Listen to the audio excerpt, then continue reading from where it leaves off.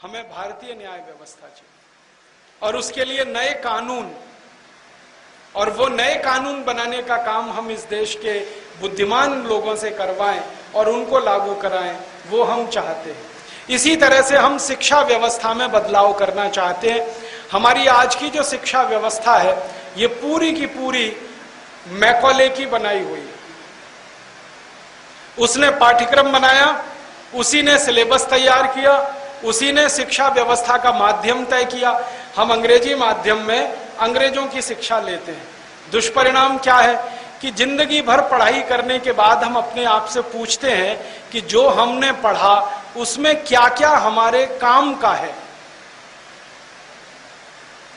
मैं अपने आप से पूछता हूं तो मुझे समझ में आता है कि जितना मैंने पढ़ा उसका 99% बेकार है, काम ही नहीं आता।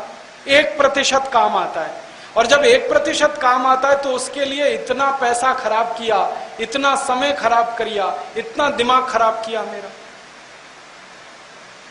ऐसे ऐसे विषय हमको पढ़ाए जाते हैं जो जिंदगी में काम ही नहीं आते। मैंने मॉडर्न मैथमेटिक्स पढ़ा है, मॉडर्न एल्जेब्रा पढ़ा है, उसके इतने सारे फॉर्मूले मैंने पढ़े, आज तक कभी काम नहीं आए।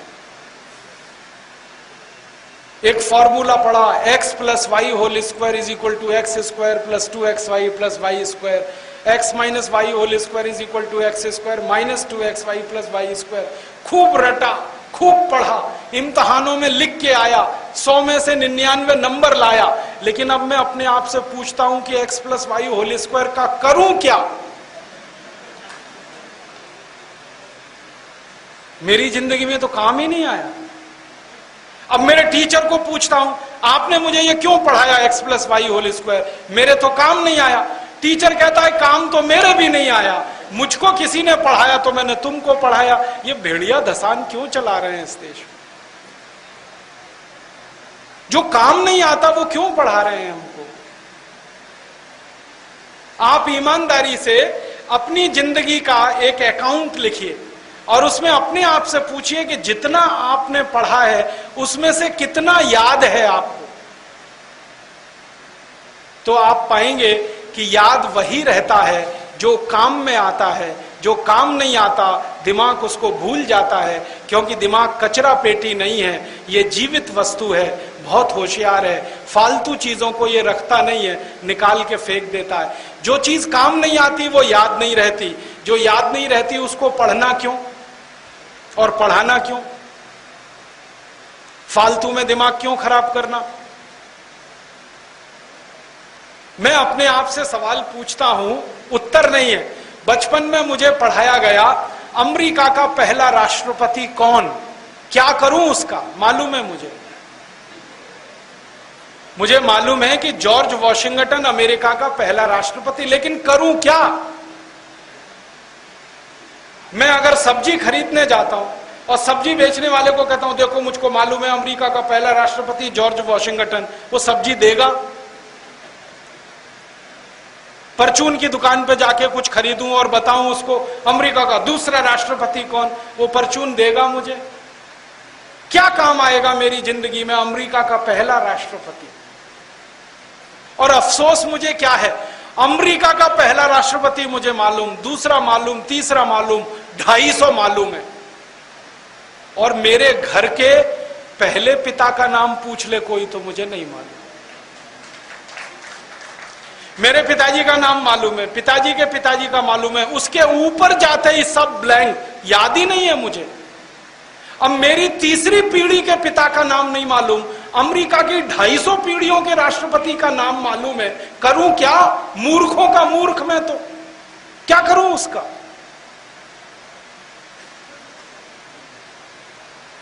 मुझे इतना क्रोध आता है अपने ऊपर।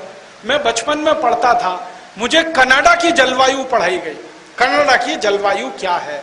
ठीक है भाई, पढ़ लिया कि कनाडा बहुत ठंडा देश है, तापमान -40 डिग्री है, फिर ठंडी हवाएं हैं, बर्फीली हवाएं हैं, वगैरह वगैरह। अब क्या करूं उसका? पढ़ लिया मैंने, कनाडा बहुत ठंडा देश है। अब जब तक कनाडा में जाता नहीं या कनाडा मेरे घर में आता नहीं, तब तक उसका क्या करूं?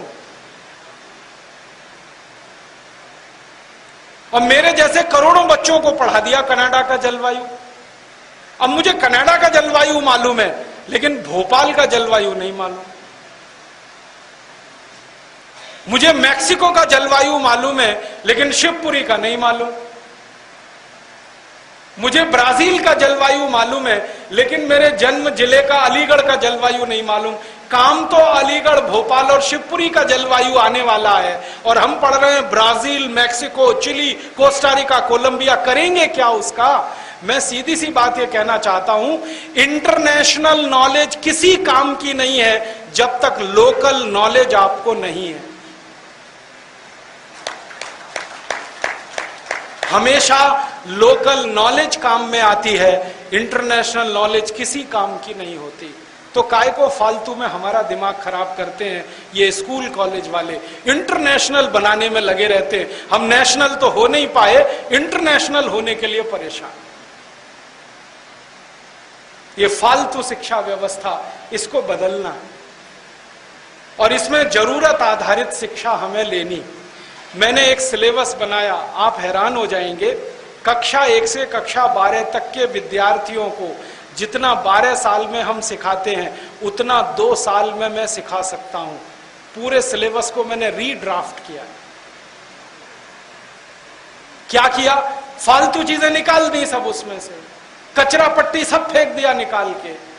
जो काम का बचा वो 2 साल का है, तो 10 साल का समय बचा लिया मैंने बच्चों का। उसमें हम कुछ और सिखाएंगे उनको, कुछ कारीगरी सिखाएंगे, हाथ का काम सिखाएंगे, ताकि पढ़कर निकलने के बाद वो बेरोजगार दर बदर की ठोकर ना खाएं, कुछ ना कुछ जिंदगी चलाने का काम कर सकें। आप फिजिक्स के नहीं है तो भी समझ जाएंगे मेरी बात को। ये एक्सपेरिमेंट हम पढ़ते थे, करते थे, लेकिन इसके रिजल्ट नहीं आते थे। तो हमारे प्रोफेसर से हम झगड़ा करते थे कि रिजल्ट तो नहीं आते। तो वो कहते थे कि यार ये जो एक्सपेरिमेंट है ना, ये कभी सक्सेस नहीं हुआ। माइकलसन और मोरले नाम के 2 वैज्ञानिक थे फ्रांस के, जिंदगी भर एक्सपेरिमेंट किया, सफल नहीं हुए, हमेशा फेल होते रहे, तो रिजल्ट आएंगे कैसे? तो मैंने कहा पढ़ाते क्यों हूं मुझको फिर ये? तो कैसी मूर्खता है इस देश में। हमको पढ़ाया जाता था failure of Michelson Morley experiment, माने माइकलसन मोरले एक्सपेरिमेंट की असफलताएं क्या है ये रटो और किताब में लिख के आ जाओ, 100 में से 90 नंबर ले आओ। हम मूर्खों के मूर्ख ऐसे टाइम पास करते रहे अपने पढ़ाई के दिनों में। हमारे यहां एक्सपेरिमेंट के नाम पे क्या होता था, सीनियर की नोटबुक ले लिया, टीप टाप के सब उसको लिख दिया और ले जाके पेश कर दिया, ये होता था। ऐसी मूर्खता की पढ़ाई क्या काम की है। और जानते हैं क्या होता है, इंजीनियरिंग पढ़ने वाले लड़के भी यही करते हैं इस देश में। जब वो पढ़ाई करके निकलते हैं तो कोई भी प्राइवेट सेक्टर की नौकरी में उनको पोस्ट पर नहीं लेता, जब तक कि 1.5 साल उनका अप्रेंटिसशिप नहीं कराते। और वही असली पढ़ाई होती है, 4.5 साल की तो बेकार है। वो 1.5 साल की पढ़ाई अगर काम की है तो सीधे ही पढ़ाओ ना उसको। ये 4 साल 6 महीने क्यों बर्बाद कर रहे हो? हमारे एमबीबीएस एमडी करने वाले डॉक्टर जो इंटर्नशिप में पढ़ते हैं वही असली पढ़ाई है, बाकी तो बेकार है। वही सीधे पढ़ा दो, फालतू समय क्यों खराब कर रहे हो उनका। तो हम शिक्षा व्यवस्था को बदलना चाहते हैं, जो फालतू सिलेबस है उसको हटाना चाहते हैं, और ये जो बोझा बच्चों के दिल दिमाग पर है इसे खत्म करना है। सबसे बड़ा बोझा है परीक्षा का। हमारे सारे बच्चे परीक्षा के लिए पढ़ते हैं, ज्ञान के लिए कोई नहीं पढ़ता। और परीक्षा होते ही सब भूल जाते हैं, वो किसी काम का नहीं होता। आज मैंने पेपर दिया, इम्तिहान दिया, कल मैं भूल जाऊंगा मैंने क्या लिखा। पढ़ाई परीक्षा के लिए नहीं, ज्ञान के लिए होनी चाहिए। परीक्षा को तो खत्म ही कर देना चाहिए, क्योंकि ज्ञान की परीक्षा कोई नहीं ले सकता किसी की, अध्यापक भी नहीं ले सकता, क्योंकि ज्ञान असीमित है, परीक्षा उसको सीमित कर देती है। हम चाहते हैं कि परीक्षा का तनाव ना हो, ज्ञान लिया जाए और ज्ञान दिया जाए, और उसकी चूंकि कोई सीमा नहीं है तो जिंदगी भर वो सिलसिला चलता ही रहे और आगे लोग बढ़ते ही रहे। और एक चीज हम चाहते हैं कि इस देश की पूरी शिक्षा मातृभाषा में हो, हिंदी में, मराठी में, तमिल में, तेलुगु में, कन्नड़ में, मलयालम में, हम हमारी मातृभाषा में पढ़ाई करें, तभी हमारे बच्चे आगे निकलेंगे। अंग्रेजी में पढ़ाई करके हमारे बच्चे बहुत तकलीफ में हैं, उनके दिमाग पर बहुत तनाव है। ये मैं कह रहा हूं क्योंकि मैंने ये भुगता है। हम अंग्रेजी में पढ़ नहीं सकते, अंग्रेजी में सोच नहीं सकते, अंग्रेजी में लिख नहीं सकते। जो भी करते हैं हम मातृभाषा में करते हैं, फिर अंग्रेजी में उसका भाषांतर करते हैं और उसमें 6 गुना ज्यादा समय हमारा खर्च होता है। आदमी सोचता है मातृभाषा में, रोता है, गाता है मातृभाषा में, हंसता है, गुनगुनाता है मातृभाषा में, फिर उसको विदेशी भाषा में आप कह दो तो उसकी जिंदगी का सबसे बड़ा बोझा वही हो जाता है। आप अपने घर में करके देखना, किसी बच्चे को हिंदी में कुछ सिखाना, 1 घंटे में सीख लेगा। उसी चीज को अंग्रेजी में सिखा के देखना, 6 महीने लग जाएंगे, तो भी ढंग से नहीं सीख पाएगा। क्यों? विदेशी भाषा में सीखना बहुत मुश्किल होता है, मातृभाषा में सीखना बहुत आसान होता है, क्योंकि मातृभाषा आपके दिल और दिमाग उसके सबसे नजदीक होती है, विदेशी भाषा बहुत दूर होती है। और हम हमारे बच्चों को मारते पीटते हैं अंग्रेजी सिखाने के लिए। मैंने कोई अंग्रेज नहीं देखा जो अपने बच्चे को मारता हो हिंदी सिखाने के लिए। जब उनको आपकी हिंदी की नहीं पड़ी तो आप उनकी अंग्रेजी की क्यों पढ़ाए हुए हैं? छोड़िए ना। आप कहेंगे जी अंग्रेजी अंतर्राष्ट्रीय भाषा है, बिल्कुल नहीं है। दुनिया में 200 देशों में मात्र 14 देशों में अंग्रेजी चलती है, बाकी कहीं अंग्रेजी नहीं। जर्मनी में जर्मन है, फ्रांस में फ्रेंच है, हॉलैंड में डच है, आप अगर रूस में चले जाओ तो रशियन है, जापान में जापानीज है, चीन में चाइनीज है। डेनमार्क जैसा छोटा सा देश है जो हमारे एक मोहल्ले के बराबर का है, वहां भी डेनिश चलती है, अंग्रेजी नहीं चलती। और छोटे से डेनमार्क देश में अंग्रेजी में कोई कुछ पढ़ता नहीं, पढ़ाता नहीं। डेनिश में इंजीनियरिंग होता है, डेनिश में मेडिकल की पढ़ाई, डेनिश में चार्टर्ड अकाउंटेंसी की पढ़ाई। इतना छोटा देश जो 20 लाख की आबादी का है, वो अपनी मातृभाषा में पढ़ा सकता है, तो हम 115 करोड़ की आबादी के लोग क्यों नहीं मातृभाषा में पढ़ा सकते?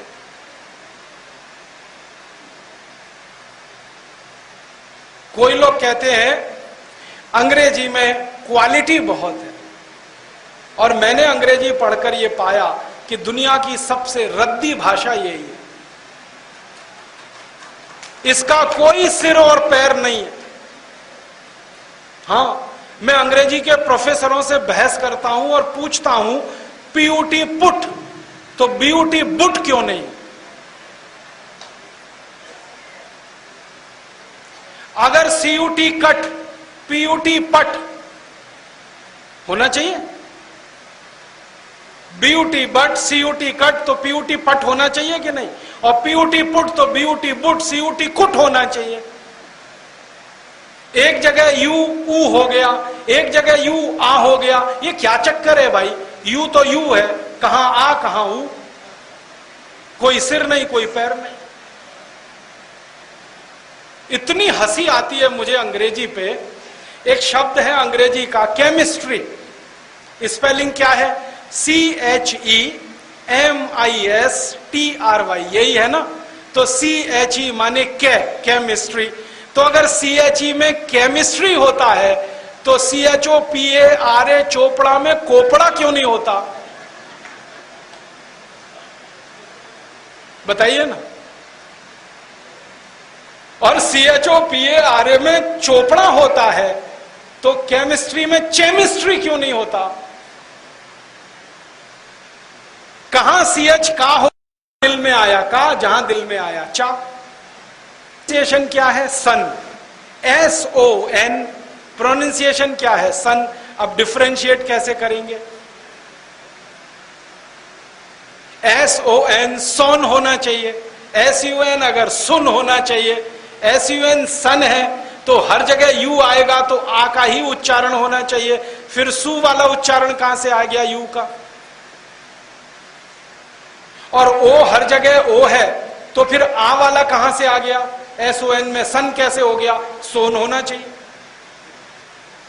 कुछ पता ही नहीं है, भेड़िया धसान है अंग्रेजी। अंग्रेजी का इतिहास पढ़ा तो पता चला 5वीं शताब्दी में तो जन्म हुआ इस भाषा का, मुश्किल से 1500 साल पुरानी है, उसके पहले तो अंग्रेजी थी ही नहीं दुनिया में। अब अगर हम हिंदी से इसकी तुलना करने लगे तो हिंदी तो हजारों साल पुरानी है, और संस्कृत से तुलना करें वो तो करोड़ों साल पुरानी है। और अंग्रेजी बहुत गरीब भाषा है। गरीबी पता है इनकी क्या है? इनके पास अपने शब्द ही नहीं है। लैटिन में से ले लिए, फ्रेंच से ले लिए, जर्मन से ले लिए, इटालियन से ले लिए, यहां से ले लिए और खिचड़ी बना के तैयार कर दी। अपने शब्द हैं। हमारी सभ्यता बिल्कुल अलग है अंग्रेजों से। उनकी नकल हम क्यों करें? उनकी फालतू भाषा, रद्दी भाषा का इस्तेमाल क्यों करें जब अपने पास अपनी भाषा है? तो मेरा कहना है अंग्रेजी में से बाहर आइए, इसमें कुछ रखा नहीं है। आप बोलेंगे जी अंग्रेजी नहीं सीखेंगे, दुनिया में व्यापार कैसे होगा? जापान वाले कैसे व्यापार कर रहे हैं पूरी दुनिया में जापानीज सीखकर, चीनी लोग कैसे व्यापार कर रहे हैं चाइनीज सीखकर, रशियन लोग कैसे व्यापार कर रहे हैं रशियन सीखकर, फ्रेंच लोग कैसे काम कर रहे हैं, वो सब कर सकते हैं मातृभाषाओं को सीख के, तो हम भी कर सकते हैं। तो फिर आप बोलेंगे अंग्रेजी की कुछ जरूरत है क्या? नहीं है। अंग्रेजी की जरूरत फिर थोड़े से हिंदुस्तानियों को पड़ेगी जो इंग्लैंड जाएंगे। तो जब जाएंगे तो वीजा के समय उनको महीने 2 महीने सिखा देंगे, चले जाएंगे, काम चला के वापस आ जाएंगे। कौन सा उनको एक्सपर्ट बनाना है? ये बच्चों को पहली कक्षा से अंग्रेजी क्यों पढ़ा रहे हैं? ये सब तो इंग्लैंड जाने वाले नहीं है, क्योंकि इंग्लैंड इनको आने भी नहीं देगा अपने यहाँ, क्योंकि उनके यहाँ इतनी जगह नहीं है। वीजा के कानून इतने कड़क कर दिए हैं कि अब जल्दी घुसना इंग्लैंड में संभव नहीं है। क्यों सबको मार मार के अंग्रेजी सिखा रहे हैं? मैं तो आपसे यही निवेदन करना चाहता हूं कि आप अपने बच्चों को ईमानदारी के साथ मातृभाषा सिखाएं, समझाएं, उसी में उनको पढ़ाई करने के लिए प्रेरित करें। वो मातृभाषा में जितने पक्के होंगे, दुनिया की कोई भी भाषा वो सीख लेंगे। हमारे हिंदुस्तान के बारे में अगर आप देखना चाहें तो देखिए, जितने महान वैज्ञानिक इस देश में हुए, सबने मातृभाषा में पढ़ाई की, इसलिए वैज्ञानिक हुए। ताजा उदाहरण देता हूं, डॉक्टर एपीजे अब्दुल कलाम, सबसे उच्च कोटि के वैज्ञानिक, उनकी 12वीं तक की पढ़ाई तमिल भाषा में हुई है, आपको मालूम? और जब उनको कहा गया कि आप इतने ऊंचे वैज्ञानिक कैसे बने, तो उन्होंने कहा 12वीं तक तमिल में पढ़ा, इसलिए इतना ऊंचा बन पाया। इस देश के एक और महान वैज्ञानिक हैं डॉक्टर विजय भटकर, जिन्होंने सबसे पहला सुपर कंप्यूटर बनाकर इस देश को दिया।